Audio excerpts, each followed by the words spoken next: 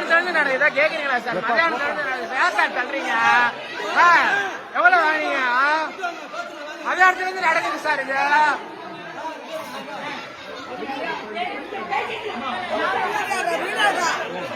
என்ன சார் போங்க போங்கிறீங்க? என்ன அவங்களுக்கு பண்றீங்களா?